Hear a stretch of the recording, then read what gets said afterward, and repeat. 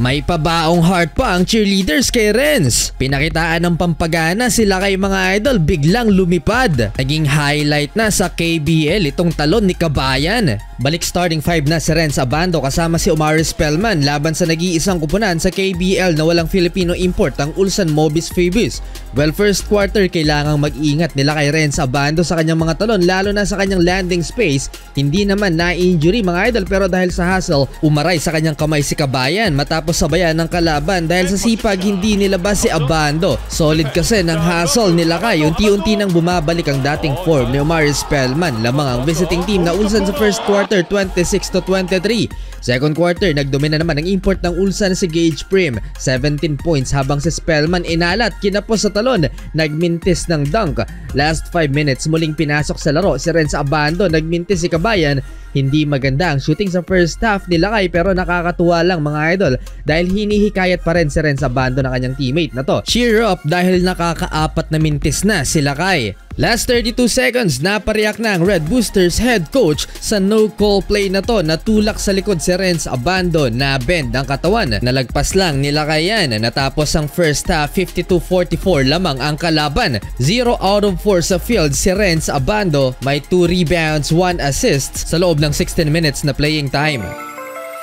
Start of third quarter, unang mintis ng anyang Red Boosters, nagmula kay Renz Abando, airball pa. Kulang yata sa pampagana si Lakay. Bagyang nahirapan ng Red Boosters at dahil mainit ang shooting ng Ulsan, hindi pa rin magawang ibaba ang lamang ng kalaban. Eto at pinakita na ang mahiwagang pampagana si ate. Seryoso na si Abando at ultimo napakataas na talon ni Kabayan ginagawa ng highlight reel ng KBL. At finally back-to-back field goals para kay Renz Abando.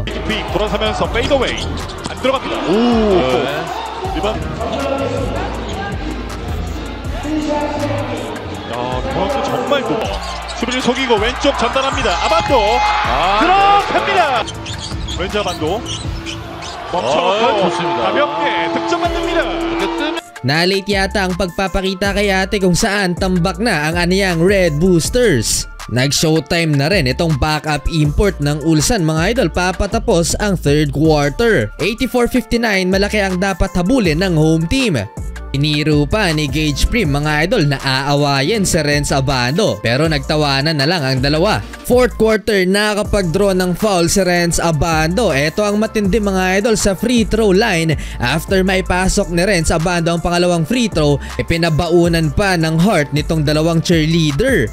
Nangamote sa second half si Omari Spellman habang si Renz Abando may 8.6 rebounds. Well, sole panalo ang Mobis Phoebus dahil napakalaki na ng lamang at natalo naman ang anyang Red Boosters.